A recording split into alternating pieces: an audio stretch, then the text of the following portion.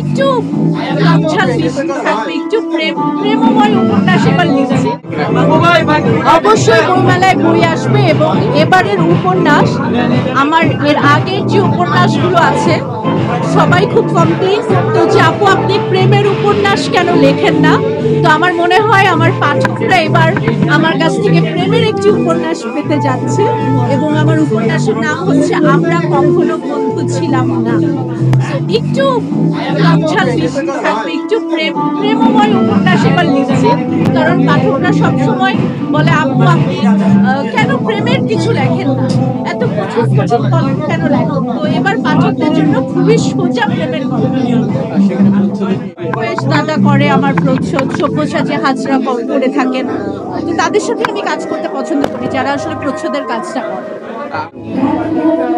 আপনারা উপন্যাসটা পড়লে অবশ্যই কাককে তো পাবেনই, কারণ কাক আমার খুবই পছন্দের পাখি আপনারা জানেন।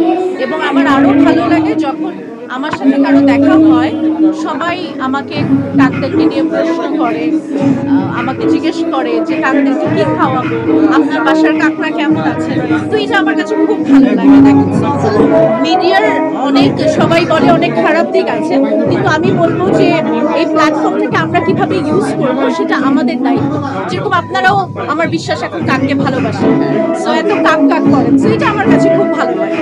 রোমান্টিক উপন্যাস আসছে, সেখানে কি আপনার জীবনের বাস্তবিক অর্থে কোনো গল্প উঠে আসছে? আপনার জীবনের কিছু আসছে না এখানে, এবং আমার কোনো বইতে বা আমার কোনো কবিতাতে কোথাও, কারণ অনেকে মাঝে মাঝে আমার স্ট্যাটাস দেখে আমার অনেক শুভাকাঙ্ক্ষীরা আমাকে SMS করে তুমি কি ঠিক আছো বা কোনো সমস্যা। আমার ব্যক্তি জীবন এর সাথে আমার কোনো উপন্যাস কবিতা আমার ফেসবুক স্ট্যাটাস কিছুর কোনো সংযোগ নেই। রাজনীতি সবকিছু মিলিয়ে দেখেন এখন আমার জীবনের মূল গোল হচ্ছে আমি অনেকগুলো সিনেমা করছি একসাথে, এবং গত বছর আপনারা জানেন যে আমি অনেক কয়টা ছবি সাইন করেছি, এবং এবার আমার কিছুদিন পর থেকেই আমি একটা নতুন সিনেমা শুটিংয়ে যাবো, সেটার নাম বলতে পারছি না সঙ্গত কারণে, আপনারা জানেন।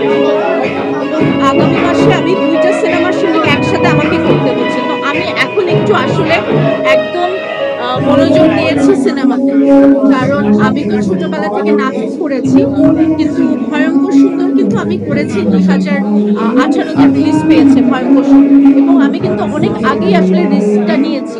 আমার এটা ইচ্ছা ছিল না যে আমি নাটকে অনেক পপুলার হয়ে তারপর সিনেমা করব, এটা আমার গোল ছিল না। তো আমি অনেক আগে যেহেতু চ্যালেঞ্জটা নিয়েছি, এখন আসলে আমি সিনেমাতে অনেক বেশি মনোযোগী হতে চাই, ঠিক আছে। তো সিনেমা নিয়ে আসলে আমার সকল মনোযোগ। ওটিটি বা অন্য ক্ষেত্রে কোনো কথা হচ্ছে কিনা? ওটিটি বা অন্য ক্ষেত্রে দেখেন আমি যেটা আপনাকে বললাম যে আমি আসলে ফিচার ফিল্মের প্রতি আমি আসলে খুব বেশি মনোযোগী হয়েছি, এবং আমার একটি সিনেমা যেটা পায়েল, এটা অনেক বিগ বাজেটের একটা ছবি হচ্ছে, রায়হান খান নির্মাতা। তারপর চারুলতা নামের একটা সিনেমা হচ্ছে, এবং নতুন যে সিনেমাটা আমি করতে যাচ্ছি সেটা আপাতত করছি না, এবং নতুন সিনেমার স্ক্রিপ্টটা নিয়ে আমি খুবই এক্সাইটেড। আমার মনে হচ্ছে এখনই বলে দেই, বাট আমি বলতে পারছি না কারণ বলতে মানা।